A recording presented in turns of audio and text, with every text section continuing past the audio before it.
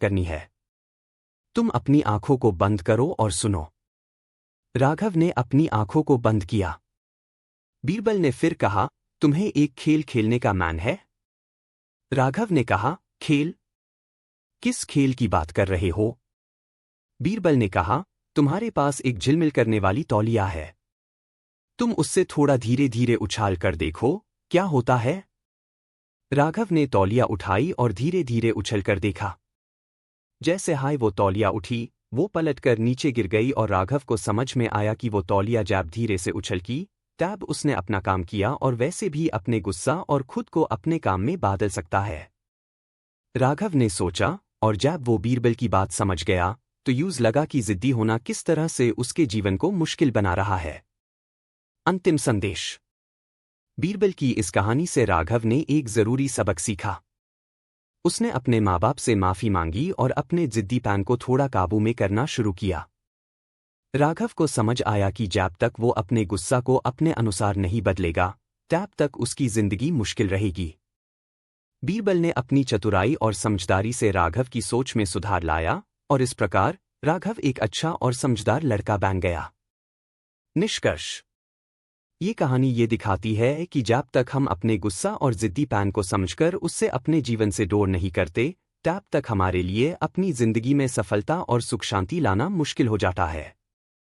बीरबल की बुद्धि और समझदारी हमेशा सबको ये सीख देती है कि अपने गुस्सा को काबू में रखकर हम अपने जीवन को बेहतर बना सकते हैं।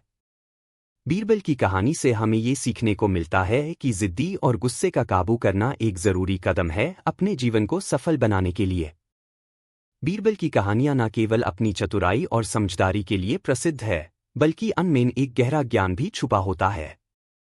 उनकी हर कहानी किसी न किसी जीवन के अनमोल सबक को समझती है।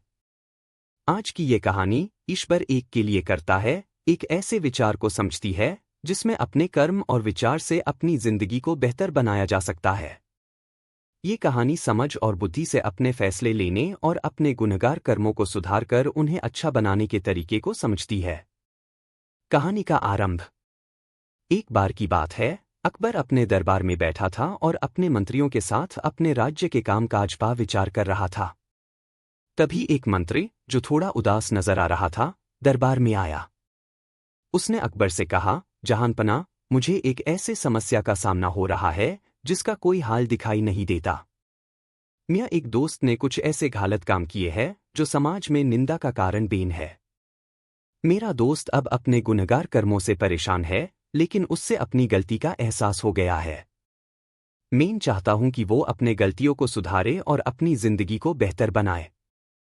अकबर ने अपने मंत्री की बात सुनी और फिर बीरबल की ओर देखा। अकबर को पता था कि बीरबल हमेशा अपने समझदारी और चतुराई से हर मुश्किल का हाल निकाल लेता है।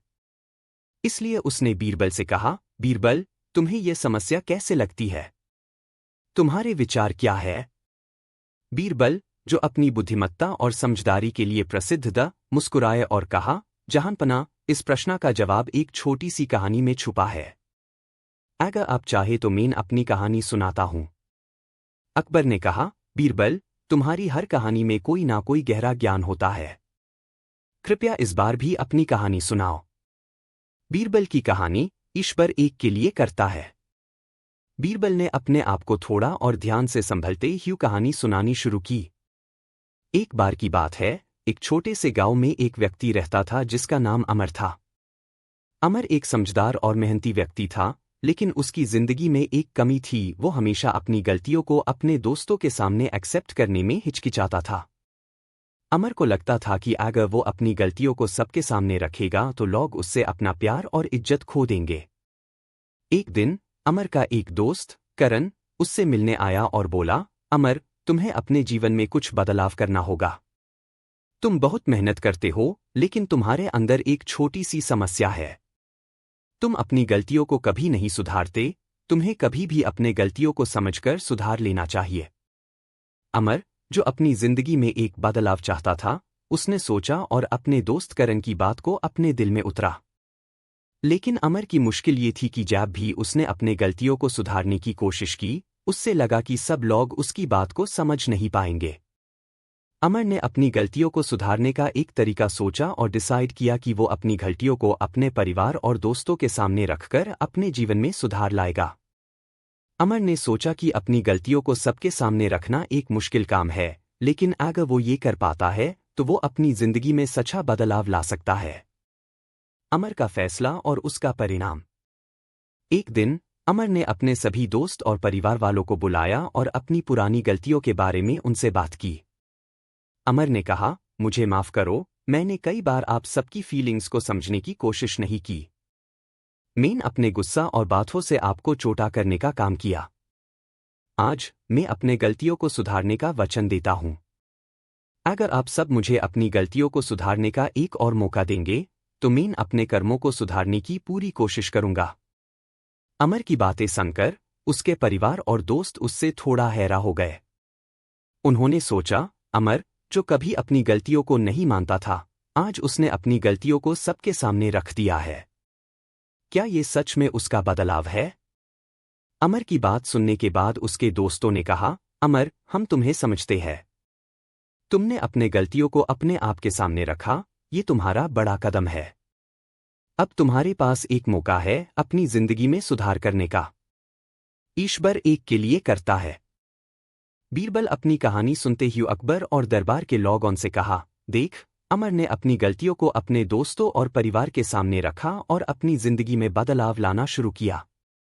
जब उसने अपने कर्मों का एहसास किया और उन्हें सुधारने का मैन बनाया, तो उसने अपनी जिंदगी को बेहतर बनाने का एक नया रास्ता अपनाया। अगर अमर अपनी गलतियों को कभी नहीं समझता और अपने आप को सुधारने का विचार नहीं करता, तो उसकी जिंदगी वैसे की वैसे चलती रहती। लेकिन जब वो अपने गुनहगार कर्मों को समझकर उन्हें सुधारने का कदम उठता है, तभी उसकी जिंदगी में सच्चा बदलाव आता है।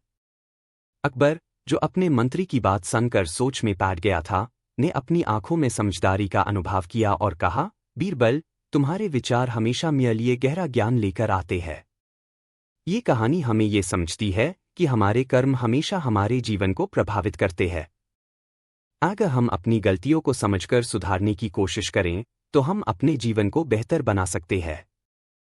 बीरबल मुस्कुराते ही उन्हें कहा, जहांपना, ये समझना जरूरी है कि हमारे कर्म, विचार और डिसीजंस हमारे जीवन को बनते हैं। अगर हम गलतियों को सुधारने का विचार रखें और अपने कर्मों को सही रास्ते पर डालें, तो हम अपने जीवन में सच्ची सुख शांति और सफलता ला सकते हैं। निष्कर्ष। इस कहानी का मूल उद्देश्य ये था कि अगर हम अपनी गलतियों को समझकर उन्हें सुधारते हैं, तो हम अपने जीवन को सुधार सकते हैं। अमर की कहानी ने ये सबक दिया कि अपने कर्मों को सुधारने का विचार कभी भी देर नहीं होता। जब इंसान अपनी गलतियों को पहचानकर उन्हें सुधारने का प्रयास करता है, तभी उसका जीवन सच में बेहतर बनता है। बीरबल की इस कहानी से हमें ये सीखने को मिलता है कि हमारे कर्म हमारे जीवन का गति निर्धारित करते हैं। अगर हम अपने कर्मों में सुधार करते हैं और अपने गुस्से और गलतियों को समझकर सुधारते हैं, तो हम अपने जीवन को एक नई दिशा दे सकते हैं। अकबर और बीरबल के बीच का रिश्ता न केवल एक समर्थ सम्राट और प्रतिभाशाली मंत्री का था, बल्कि उन दोनों की दोस्ती और समझदारी का एक गहरा रिश्ता था। अकबर, जो कि अपने राज्य में न्याय और शांति बनाए रखने के लिए हमेशा चिंता करते थे, अपने मंत्रियों और दरबारी से हर विचार को गौर से सुनते थे। उनके सबसे समझदार और प्रतिभाशाली मंत्री बीरबल थे, जो अपने ज्ञान और चतुराई से हर समस्या का हल निकाल लेते थे। ऐसे एक बार अकबर के राज्य में एक ऐसी कहानी फैल गई थी जिसमें एक कपटी औरत की चालबाजियां समझ में आई थी। इस कहानी का मूल उद्देश्य न केवल इस औरत की चाल को समझना था, बल्कि ये भी समझना था कि कभी कभी अपनी नीच और बेईमान चालों का नतीजा क्या होता है। बीरबल ने इस कहानी को सुनकर अकबर को समझाया कि कैसे समाज में सच और झूठ का फर्क समझना जरूरी है। कहानी की शुरुआत। एक दिन अकबर अपने दरबार में बैठा था और राजाओं की राजनीति पर विचार कर रहा था। तभी एक मंत्री अपने चेहरे पर चिंता के निशान के साथ दरबार में आया। उस मंत्री ने अकबर से कहा, जहांपना, एक अजीब और समस्या का सामना हो रहा है। एक औरत जो अपने पति से बहुत प्रेम करती थी, अपने पति की इज्जत के लिए कुछ ऐसे कदम उठा रही है जो समझ से परे है।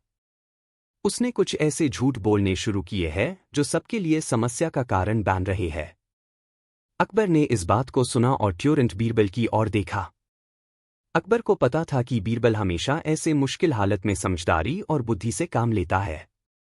अकबर ने कहा, बीरबल, तुम्हें क्या लगता है? तुम्हारे विचार इस समस्या पर क्या है? बीरबल अपनी आंखों में एक गहरा समझ रखते ही मुस्कुराए और कहा, जहांपना, हर व्यक्ति का अपना अपना स्वभाव होता है। मैं इस समस्या का समाधान एक कहानी के माध्यम से समझाने की कोशिश करता हूं। शायद इस कहानी से आपको इस घटना की गहराइयों को समझने में मदद मिले। अकबर ने कहा, बीरबल, तुम्हारा हर ज्ञान का तरीका हमारे लिए महत्वपूर्ण होता है। कृपया अपनी कहानी सुनाओ। बीरबल की कहानी, कपटी औरत की कहानी। बीरबल ने अपने ज्ञान को प्रस्तुत करते ही कहानी सुनानी शुरू की। एक बार की बात है, एक छोटे से शहर में एक औरत अपने पति के साथ रहती थी। उस औरत का नाम जैनब था और उसका पति अहमद एक ईमानदार और मेहनती व्यक्ति था। जैनब अपने पति के साथ अपनी जिंदगी जीती थी, लेकिन कुछ समय से जैनब के मन में एक नई चाह जागी थी। उसने सोचा कि वो अपने पति के साथ रहकर एक और शख्स से प्यार करने लगेगी। जैनब का मन था कि वो अपने पति के साथ रहते ही किसी और व्यक्ति के साथ दोस्ती कर सके। जैनब का दिमाग इतना चालाक और चतुर था कि वो अपने पति अहमद को कभी भी इस बात का एहसास नहीं होने देती थी। लेकिन धीरे धीरे उसकी चालबाजियां सबके सामने आने लगी। जैनब ने एक दिन अहमद से कहा, अहमद, मुझे लगता है कि तुम मुझे प्यार नहीं करते। तुम अपने काम में इतना व्यस्त रहते हो कि तुम्हें कभी मुझे अपने साथ वक्त बिताने का समय नहीं मिलता।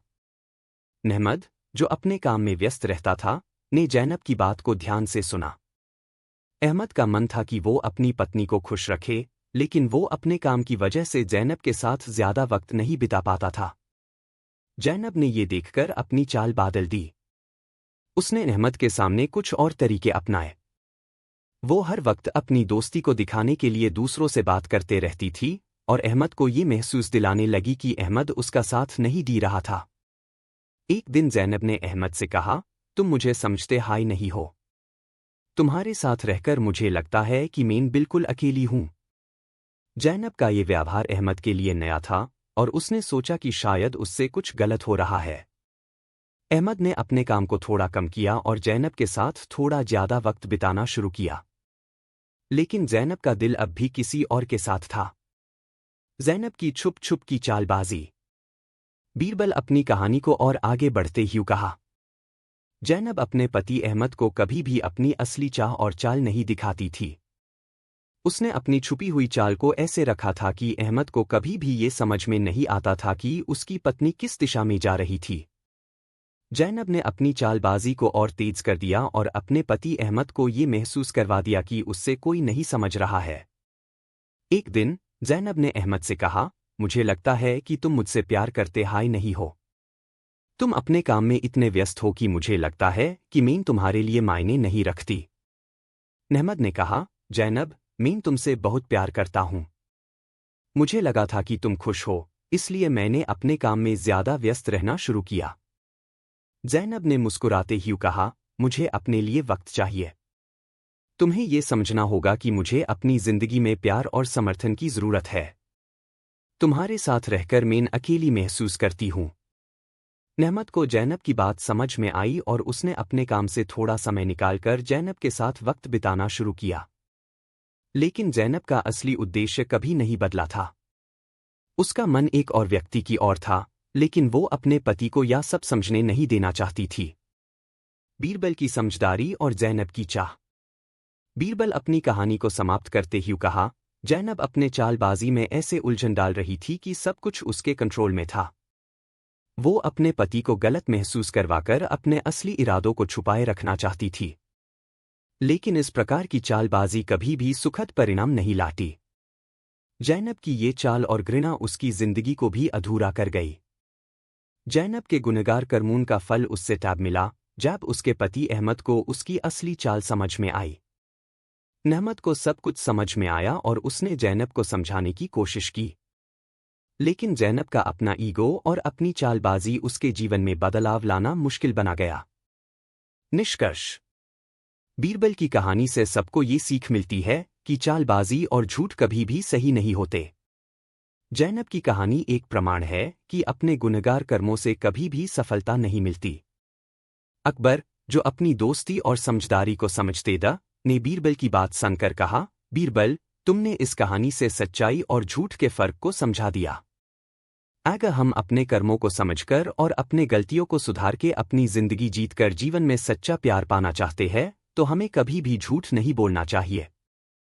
इस कहानी का मूल उद्देश्य ये था कि हमें अपने कर्मों को समझकर अपनी जिंदगी में सच्चाई और ईमानदारी को अपनाना चाहिए। जैनब की कहानी ये दिखाती है कि चालबाजी और झूठ का कोई अच्छा अंजाम नहीं होता और अपने गुनहगार कर्मों का असर हमेशा हमारे जीवन पा पड़ता है। बीरबल की कहानियां हमेशा से अपनी समझदारी और चतुराई के लिए प्रसिद्ध रही है। उनका हर विचार, हर छोटी सी बात भी एक गहरा संदेश देती थी, जो लोगों को जिंदगी के सही रास्ते पार चलने का ज्ञान देती थी। आज की कहानी में बीरबल अपने सम्राट अकबर को एक ऐसे बात से समझाते हैं जो हम सब के लिए एक महत्वपूर्ण सबक है। ये कहानी एक ऐसे घटना पर आधारित है जिसमें नखूं, नेल्स और एक बादशाह की कहानी है जो अक्सर हमारे जीवन में लगती है, लेकिन हम उससे नजरअंदाज कर देते हैं। कहानी में छोटी सी चीज की अहमियत समझना और उससे जुड़ा ज्ञान जरूरी है। कहानी की शुरुआत। एक दिन अकबर अपने दरबार में बैठा हुआ था और अपने राजाओं से बात कर रहा था। सब कुछ ठीक चल रहा था, तभी एक मंत्री अपने चेहरे पर चिंता के निशान के साथ दरबार में आया। उसने अकबर से कहा, जहांपना, एक अजीब और समस्या का सामना हो रहा है। आज एक ऐसे औरत को हमारे राज्य में देखा गया है जिसे अपने नखूं, नेल्स की देखभाल में इतनी ज्यादा बेचैनी थी कि उसने अपने सभी सामाजिक कामों को प्रभावित कर दिया है। उसकी कहानी सुनकर सबको हैरानी हुई। अकबर ने सोचा और अपने मंत्री से कहा, बीरबल, तुम्हें इस बात का क्या लगता है? तुम्हारे विचार क्या है? बीरबल, जो हमेशा अपने समझदारी और चतुराई से सबको हैरानी में डाल देते द, मुस्कुराए और कहा, जहांपना, ये समस्या एक छोटी सी चीज के बारे में है, लेकिन इसका प्रभाव बेड घटनाएं पैदा कर सकता है। मैं इस कहानी को अपने तरीके से समझाता हूं। शायद इसे आपको इस घटना का असली अर्थ समझ में आए। अकबर ने कहा, बीरबल, तुम्हारे हर विचार में कुछ ना कुछ ज्ञान होता है। कृपया अपनी कहानी सुनाओ। बीरबल की कहानी, नखूं और बादशाह की कहानी। बीरबल अपनी कहानी सुनते ही कहा, एक बार की बात है, एक राज्य में एक बादशाह अपने राज्य को बहुत अच्छी तरह से चला रहा था। उस बादशाह का नाम शाह आलम था और उसका राज्य सबके लिए एक मिसाल था। शाह आलम अपने प्रजा की देखभाल करता था और उनके लिए हमेशा कुछ ना कुछ नई योजनाएं लाता था। उसके राज्य में हर चीज व्यवस्थित थी और लोग खुश हालत में जी रहे थे। लेकिन शाह आलम को एक समस्या का सामना था जो यूज अक्सर परेशान करती थी। एक दिन शाह आलम अपने महल में अकेला बैठा हुआ था। उस दिन कुछ अजीब हो रहा था। उसकी पत्नी बेगम बार बार अपने नखूं, नेल्स के बारे में बात कर रही थी। बेगम को अपने नखूं की देखभाल करना बहुत पसंद था और वो अपने नखूं को बार बार बदलती रहती थी। बेगम अपने नखूं को एकदम सुंदर बनाने के लिए हर दिन नए तरीके अपनाती थी। उस दिन भी बेगम ने शाह आलम से कहा, मुझे अपने नखूनों को सुंदर बनाने के लिए कुछ और सुंदर चीज चाहिए। मुझे किसी नए तरीके से अपने नखूं सजाने हैं। शाह आलम, जो अपने राज्य के काम में व्यस्त था, उस दिन थोड़ा चिंतित था। उसने बेगम से कहा, बेगम, नखूं की सुंदरता तो एक छोटी सी बात है। हमारे राज्य के कई बेड काम है जिनके लिए मुझे अपना समय देना जरूरी है। बेगम, जो अपने नखूनों को लेकर चिंता में थी, थोड़ा नाराज हो गई और बोली, आपको समझ में नहीं आता। मेरा दिन किस तरह से गुजर रहा है जब तक मेरा नखूं सुंदर ना हो। आपको किस काम की चिंता है जब मेरा नखूं खुद सुंदर नहीं है। शाह आलम को लगा कि ये एक छोटी सी बात है, लेकिन बेगम की बातें उसके दिमाग में घंटी की तरह बज रही थी। शाह आलम ने सोचा, अगर मेरा नखूं भी इतने सुंदर होंगे तो सब कुछ ठीक हो जाएगा। उसने बेगम को ये कहकर समझाया, बेगम, अगर आप अपने नखूनों की सुंदरता को लेकर इतनी परेशान है तो मैं आपके लिए कुछ विशेष कर सकता हूं। बेगम खुश हुई, लेकिन शाह आलम ने उस दिन अपने राज्य के काम को थोड़ा कम किया और अपनी पत्नी के नखूनों की सुंदरता में भी अपना ध्यान देना शुरू किया। बेगम की परेशानी और शाह आलम की समझदारी। बीरबल अपनी कहानी को और आगे बढ़ते ही कहा, शाह आलम की बेगम की ये छोटी सी चाह उसके जीवन में एक बड़ी समस्या का कारण बन गई। शाह आलम अपने राज्य के कामों को नजरअंदाज करके अपनी पत्नी के नखों की सुंदरता पर इतना ध्यान देने लगा कि राज्य में कई काम पीछे पड़ गए। लोगों की चिंताओं का हाल नहीं मिल रहा था और उनकी समस्याएं बढ़ती जा रही थी। शाह आलम की ये छोटी सी चाह पूरी राज्य को प्रभावित कर रही थी। शाह आलम ने अपने राज्य के कई महत्वपूर्ण काम अपने नखुनों के पीछे छुपा दिए। उसके प्रजाओं को ये समझ में नहीं आया कि बादशाह जो काम कर रहा है वो राज्य की भलाई के लिए नहीं बल्कि अपने व्यक्तिगत इच्छाओं के लिए कर रहा है।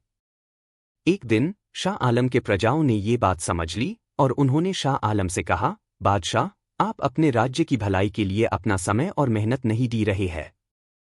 आपको अपनी प्रजा की चिंता करनी चाहिए, न कि अपने नखुनों की।